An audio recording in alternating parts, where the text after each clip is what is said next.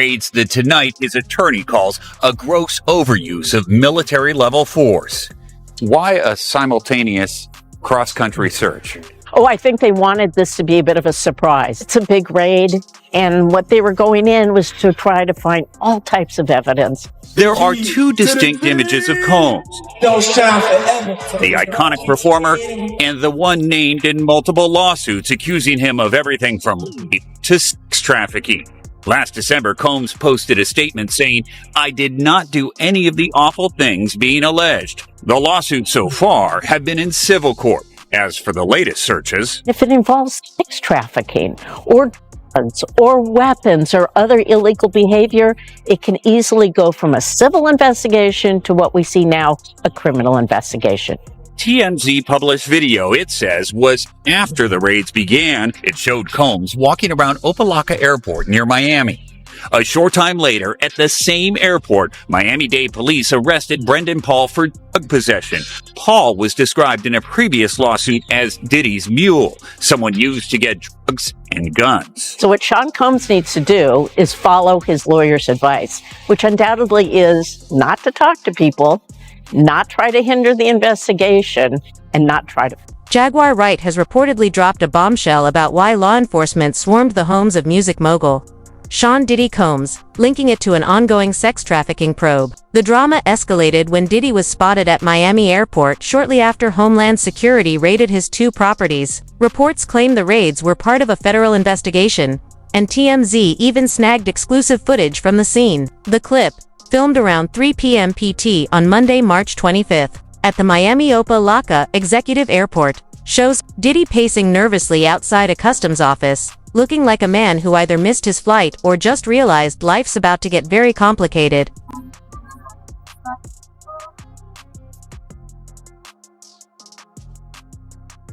I guess you wonder what's going to happen next, Diddy. And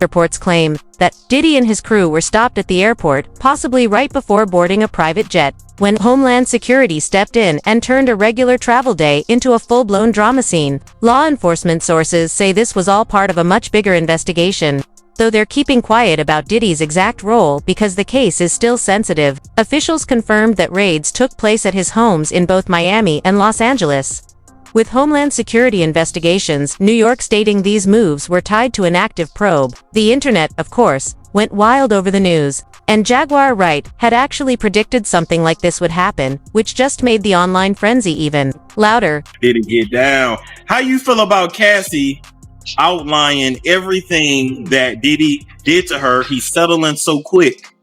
And I read all 35 pages of the court documents, and I believe he did this shit.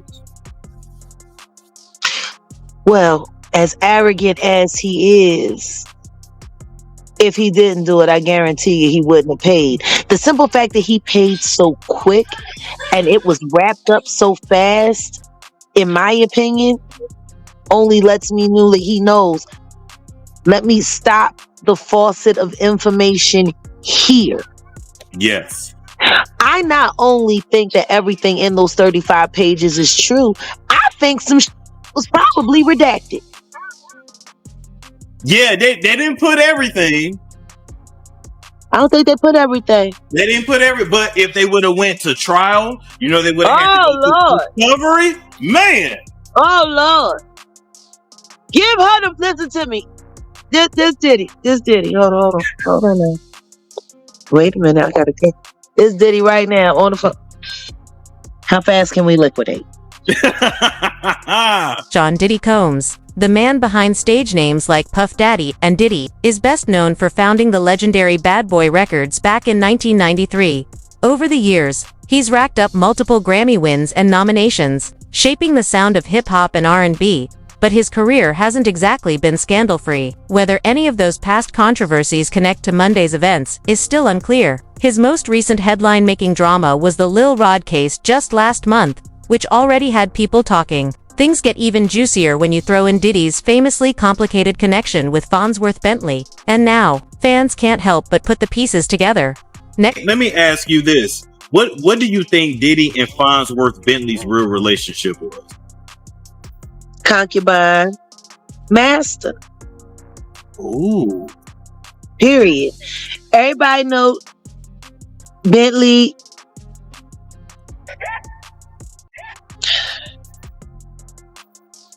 Everybody know.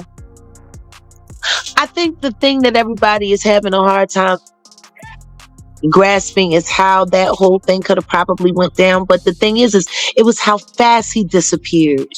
Yes. Now he lives in Atlanta. He's married. He has 2 sons. He's living his life. I mean, but how many? Listen, y'all. If you've ever lived in Atlanta, you know the majority. The majority of them are bisexual and gay men. They just give up their lifetime to be married and gave their life to God, and then you'll pass. And down low culture is still very, very, very heavy in the Black community in Atlanta. It's funny because Atlanta's like a gay mecca. You would think that there would be no need for down low culture, but down low culture is thriving in Atlanta still. And it's weird because you can find whatever you want in Atlanta, any kind of relationship, poly, orgies, whatever you're into, you can find somebody there that's into it. You may meet somebody and ladies like, yeah, these are my 2 husbands. Yeah. And we gonna play Star Wars. So you think he was Diddy's concubine? Absolutely. He was too complicit and he was too compliant. And he just disappeared. He disappeared faster than Mace did. With Mace from Diddy, you could see the trailer just fire from his footsteps as he ran. That is true. But I don't understand why people don't ask why. People, oh yeah, he gone. Oh, okay. Nobody bothered to ask why. Jaguar Wright has always been after Diddy. My focus right now is Sean Combs. Okay. Tell us why. Because he's a sex trafficker. And he's using music and entertainment to traffic. Now, is this just boys, girls, adults, kids? I mean, from what I've heard from sources that I would consider reliable, it really doesn't matter. Wow. I don't think that he is something that has anything to do with gender at this point for Sean. I honestly think he's just an extreme narcissist who loves power. He loves the ability to manipulate and control people. Why? Most likely because he was victimized by his mentor, who loved to control people. And his mentor was Andre Harrell. Tell us how who was mentored by Clive Davis.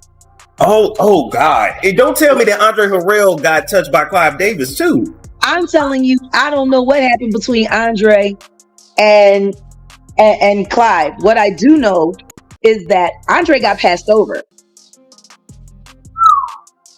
Like, how do you go from being the president of Uptown and losing your entire company to your intern? Like, Puff started out as an intern. Yes, he was throwing parties with Mark Barnes in Washington, D.C. And then he became an intern at Uptown, and he was very, proactive. And if there's one thing that Sean knows, he knows pop culture. That is true. He knows what's hot. Like, I cannot take anything away from where he has been extremely effective. Yes. He knows pop culture. Matter of fact, he probably knows pop culture better than he knows music. I never felt like he had a lot of talent in music. Is that fair for me to say? I mean, nobody really cares about him rapping. Allegations of assault at Sean Diddy Combs. Manhattan recording studio back in 2003 have been strongly denied by the music mogul. The woman behind the claims, now in her 30s, continues to stand by her story despite Diddy's denials. Harlem-born Diddy, now 54, has pushed back against the accusations, while Gene Deal had been openly speaking on the matter up until about 6 months ago. This new lawsuit, it's a girl that was 17 at the time accusing Harv Pierre of forcing her to give him fellatio. And she also claims that Diddy, he flew her to New York and he game raped her in his recording studio called Daddy House. Well, I think that any man that force any woman to do anything, it should be like the Arab countries. They just start cutting shit off, to be totally honest, of that man. Any man that forces any woman to do anything, they should treat them like they treat them in the Arab countries and just start cutting shit off. From their fingers to their hands to their feet to their genitals to their head. You know what I'm saying? So now, another thing of it is that how low do you have to be when you're going to put somebody on a jet and fly them all the way to New York to the studio? To me, bro, to be totally honest, it sounds kind of fishy to me. I can't, and then it came from Harv Pierre. The Harv Pierre I knew back in them days was a cornball that did everything Puff said. You know what I mean? Like he was one of Diddy's highest dick riders. So I don't know that Harv Pierre. The time they said it happened when I was reading in 2003, I was around at that time. You know what I'm saying? Me and about 8, 9 other bodyguards. See, what people don't know, that Puff had a lot of bodyguards. Everybody has certain days. You understand? I had Saturdays and Sundays. And then when Puff went away, or they were certain places and I was off work, they may call me and say, yo, Gene, Puff wants you here. Can you come? This, that, and the third. And if I could, I would. If I did, I didn't. It wasn't no big thing. So for them to do that, man, that's some real thirsty, desperate shit. That's some real thirsty, desperate shit. For them to fly a 17-year-old girl, you know, on a G5. They was flying G5 and G4 jets back then. All the way to New York to game her in the studio. Man, I wish I could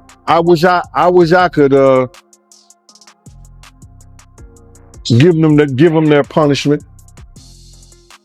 if that's true. Yeah, that's what she said, man. She said that Diddy, he flew her to New York, took her to the studio, gave her a game. And there's pictures online too. So she was at his studio, Daddy House. So, I mean, she ain't lying about that. She was there, man. Well, if anything, at that time, if anything came from Detroit, it was one of Puff A&R. They called him Slam. He was from Detroit. He used to set up everything, you know, for Diddy. The time I told y'all about Diddy getting the fellatio when Jennifer Lopez was upstairs, Slam set that up. You know what I mean? So if it came from Detroit, it probably came from Slam. According to the lawsuit, the accuser claims she was flown to Sean Diddy Combs' New York studio by him personally. She alleges that once she arrived, Combs, his longtime friend and rapper Harv Pierre, and another unidentified person gave her alcohol and drugs. She says what followed were violent acts that left her traumatized and confused. The internet, of course, wasted no time jumping on the story, digging up even more dirt and turning the situation into a full-blown online. I got daughters, man. I have words. I don't have words for that, bro. And I don't know any of the guys who were officers that worked for Bad Boy like myself would allow that shit to happen. They wouldn't allow that shit to go down. Puff and them, they know what to do when certain people are around. You understand? When they got those dudes who was, you know, from the hood and they was doing bodyguard work and they was doing stuff like that, they maybe, but I don't know any of the officers that I knew that was working for Puff would allow any of that shit to go down. Because they know they can lose their job and they can be brought up on charges too. You know, people ain't dumb. People ain't stupid. And there ain't that much money in the hip hop world to lose your job behind some dumb shit like that. That shit was crazy, bro. To do that to that little girl. But she's got to prove it. And she has to prove it by saying this. She has to tell, she cannot come out and say that this happened to her 20 years ago and she never told nobody else. Or she never tried to do something, about it. She had to tell somebody 20 years ago, when I was there, they did this to me. She had to write it in a diary or something like that, and she had to prove to the courts that this actually happened to her. Right. Are you familiar with Daddy House? Am I familiar with it? Yeah. 44th between Broad was it 8th, 7th and 8th? Yeah, between I think 8th. 8th is going that way, is going down between 7th and 8th. Yeah, I'm familiar with Daddy House. Yep. Was he known for having relations with females at his studio? Did you know about it? It never happened on my. I never seen him work. I never seen him mess with anybody on my watch at Daddy House. It was always business. When I went to Daddy House with Puff, it was always business. Well, actually, Harvey is who she met. Not Diddy. Now, Harvey couldn't help that she happened to be in a club at 17. Okay, I'll give you that. However, how are you excusing him handing her off to Diddy when Harvey and Diddy, of course, already had this planned out on what they was going to do to this girl, and in no way, shape, or form was there any kind of consent given? Why are you not looking at the fact that she said he forced her, which means she didn't want to do it? I don't give a damn if she was 13 and looked at 25 in a club. She didn't want to do it.